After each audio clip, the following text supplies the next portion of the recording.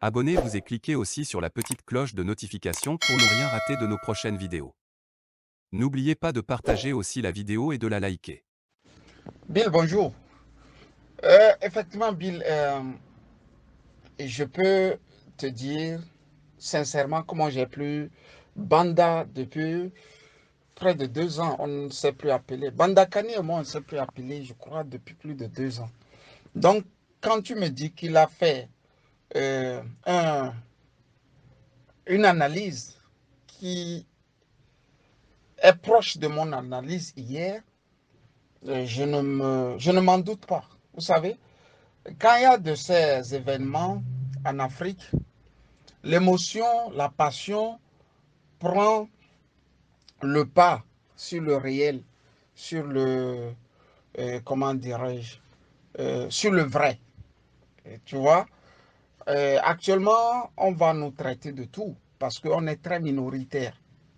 Nous qui disions, écoutez, ce coup d'État, on le regrette parce que c'est un mercenaire qui l'a fait. Hier, en 2011 aussi, c'est comme ça on nous avait laminé proprement. Sauf que les Africains ont un petit malin plaisir. Quand ils sont en erreur, ils ne reviennent pas dire publiquement qu'ils avaient fait de fausses analyses au départ. Ils se taisent. Au point où tu ne sais même plus, ils regrettent ou bien, bon, euh, ils s'en veulent. Vous voyez, Bill. Euh, je suis de ceux qui pensent que on va encore nous lancer des pierres, des cailloux, comme tu le dis, Bandakani et moi, et beaucoup d'autres Africains, qui disent que oui, il faut changer les tyrans, il faut les remplacer, mais il ne faut pas accepter que des mercenaires renversent nos tyrans. Sinon, quand le mercenariat prend l'État en sa possession, je ne vois même pas la porte de sortie pour nos jeunes républiques. Vous voyez?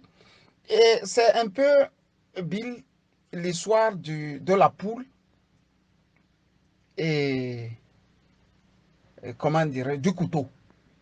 Les cotocolis ont un truc, un adage là qui dit, tu accuses la poule et tu accuses le couteau aussi qui a tranché la tête à la poule. C'est à ça nous sommes.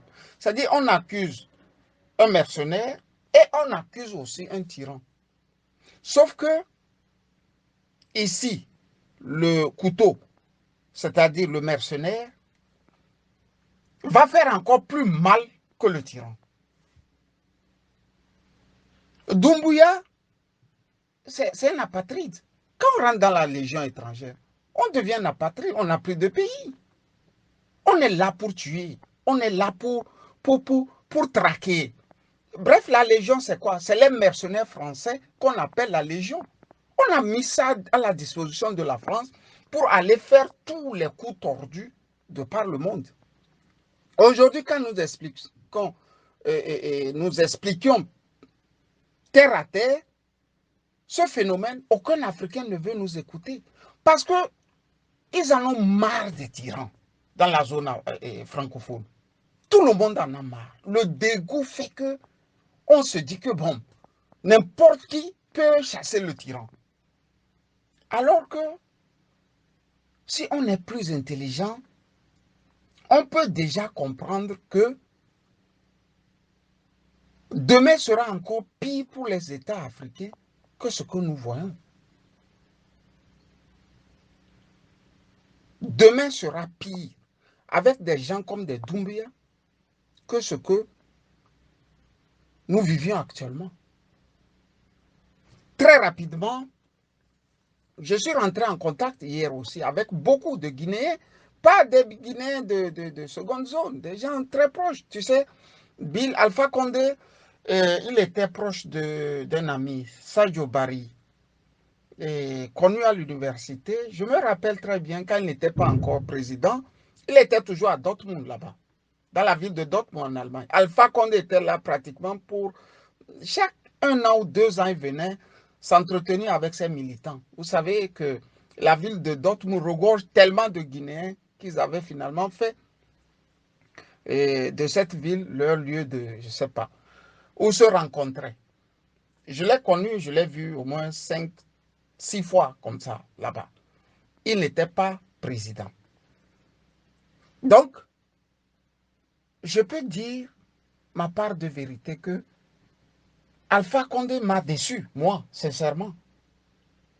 Mais est-ce que celui-là, qu'on appelle Doumbouya, est celui-là qui devrait sincèrement sortir et nous dire qu'il veut arranger la Guinée à sa manière, prendre les erreurs du passé et ne plus en faire? C'est un mercenaire qui dit ça.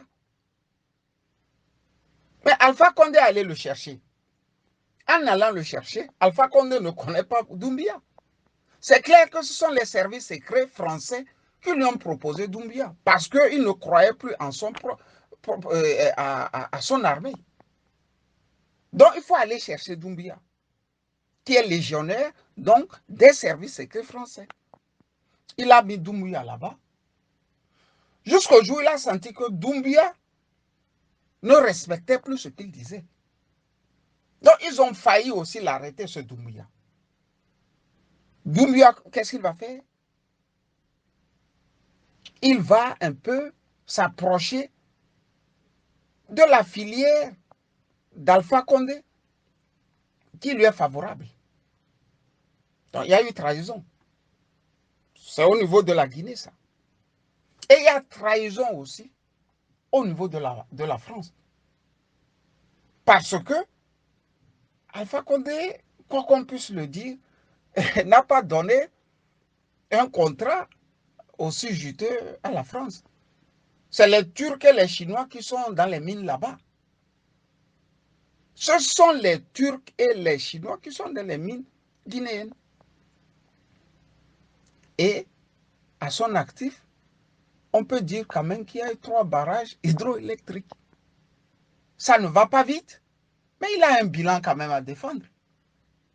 Il est un autocrate et cela ne peut l'amener à dire que, bon, je veux faire un 3e mandat. Pour ça, le bilan, qu'on l'aime ou pas, il a quand même un petit bilan. Comparé à Célin Diallo qui a été Premier ministre et qui n'a rien fait. Lui n'a même pas fait un bout de route de 100 mètres. Vous voyez? C'est là aussi la faute de nos opposants. Ils ne foutent rien quand ils sont au pouvoir, mais c'est eux qui crient sur les autres. Pour ne pas faire le coq à l'âne, on me dit ce matin, ou bien hier matin, nous devrons accepter ce que le mercenaire est en train de dire et de faire. Et le mercenaire aussi, dans sa sortie, dit aucun contrat ne sera renégocié. C'est-à-dire il va laisser et les Chinois et les Turcs continuer. Mais la Guinée, c'est un scandale géologique. Et vous n'allez pas me dire que les Chinois et les Turcs sont surtout les champs de mines que la Guinée dispose. Ce qui veut dire qu'il va donner une bonne partie aussi à la France. Et vous savez, quand la France arrive, comment eux, ils exploitent les choses. Ils exploitent ça comme s'ils étaient dans un territoire conquis. Le cas Bolloré est là, en Guinée, pour nous édifier. Pour ma part, Doumbouya, c'est un apatride, c'est un mercenaire, et c'est quelqu'un de fondamentalement dangereux pour la Guinée comme pour l'Afrique. Je m'explique. Un loupard se lève et fait un coup d'État. Et il nous dit qu'il va changer. Mais ce que le loupard ne dit pas est qu'il n'y a même pas encore un an. C'est ces éléments, ce sont ces éléments qui ont tué 80 Guinéens qui protestaient. C'est là la vérité. Doumbouya devrait se trouver au tribunal au même titre qu'Alpha Condé. Parce que ce sont ces éléments qui ont tué les Guinéens. Il n'y a même pas encore un an plein lors des élections. Donc, on fait quoi?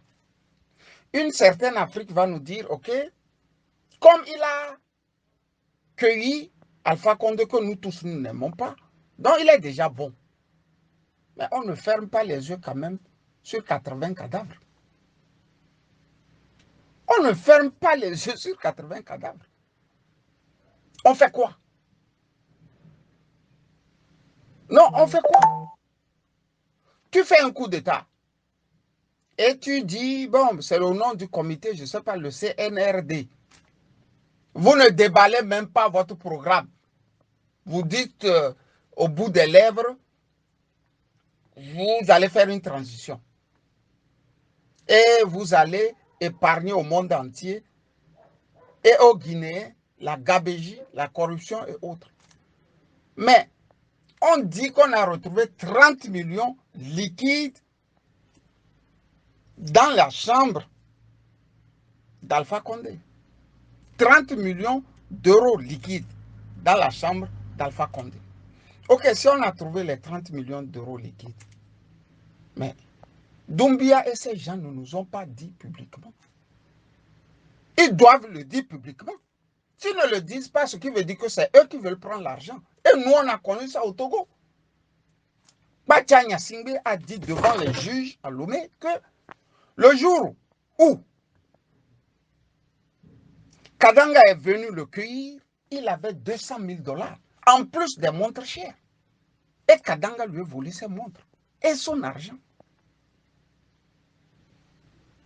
Mais en Tunisie, par exemple, quand ils ont délogé Ben Ali, le procureur de Tunis, de la ville de Tunis, la capitale tunisienne, était la seule personnalité à rentrer dedans et à faire le bilan de tout. Ce n'est qu'après qu'il a mis ça au vu, au-dessus de tout le monde. Pourquoi on regarde ce qui s'est passé? Comment il y avait les liasses d'argent et les Tunisiens pleuraient. Mais vous laissez un mercenaire devant des mallettes contenant jusqu'à 30 millions qui ne dit rien après. La saisie ne dit rien. Et vous voulez que moi, je respecte un monsieur comme ça? C'est la démocratie qui va amener. C'est la transparence qui va amener. C'est la transparence. En Tunisie, tout a été transparent. Le nombre de voitures, le nombre de maisons, les tonnes d'argent, on les retrouve sur YouTube. Tout le monde regarde. Mais en Guinée, là, ça reste du domaine du secret d'État, de l'omerta. Donc, ne me dites pas que celui-là est digne de confiance, les amis. Vous pouvez aujourd'hui nous dire, comme on le dit, Bill, on nous le dit, que nous sommes des petits esprits. Hier, un journaliste, Ferdinand, nous a traités de petits esprits. C'est vrai. C'est sa manière de nous voir. Nous sommes de petits esprits. De petits esprits, nous sommes, pardon. Et ce que je veux dire ici est que demain là, quand ça ne va pas aller là, que les gens ne se cachent plus. Qu'ils disent au moins, comme moi je le fais d'habitude, je me suis trompé. Sinon, le cas de Gbagbo est vivant. Hein. Le cas de Gbagbo est vivant. Moi, je me rappelle, j'étais dans le 7e à Paris avec Gilbert et on buvait. Il me dit, mais Camille, dis-moi, qu'est-ce que tu as à défendre Gbagbo jusqu'à... Je lui dis, mon frère, voici mes arguments. Tu peux me dire, toi, tes arguments. Il m'a dit ses arguments. On s'est fixé rendez-vous pour voir qui aura tort et qui aura raison. Si aujourd'hui, une différence vraiment nette de nos idées ne nous avait pas un peu éloignés l'un de l'autre, je lui aurais dit de me payer tout un casier de bière parce que j'ai eu raison. Je pense que ceux-là qui nous traitent aujourd'hui de petits esprits, un jour auront la force de nous reconnaître ce que nous sommes en train de dire. Ce n'est pas normal qu'on prenne quelqu'un, un voyou avec les mains tachées de sang, en Afghanistan, en Côte d'Ivoire, en Centrafrique, pour la grandeur de la France, pas pour la grandeur de l'Afrique. Et qu'on me dise qu'il veut changer un pays en Afrique. Soit dit-on, il a fait un coup d'État. Quand tu fais un coup d'État, mais la transparence, on va voir ce que tu es en train de faire. Bill, tu m'as posé la question aussi. Agbeome a envoyé, sinon le docteur Agbeome a envoyé, comment dirais-je, un tweet où il est pour les pushistes. C'est vrai, il est politique et il connaît la même galère qu'un Célin Diallo. Ses partisans connaissent la même galère que les partisans de Célin Diallo. Ils souffrent du martyre comme les Guinéens, mais en politique, en homme politique, il a dit ce qu'il pensait. Mais moi, je suis un analyste. Tel que les choses là vont, demain là, la Guinée de demain, si on laisse ce pays-là dans les mains d'un voyou comme ça, d'un tueur comme ça, d'un apatride comme ça, comme Doumbia, c'est que nous sommes foutus. Bonne journée, Bill. Likez la vidéo si ce n'est pas déjà fait. Laissez aussi votre point de vue en commentaire.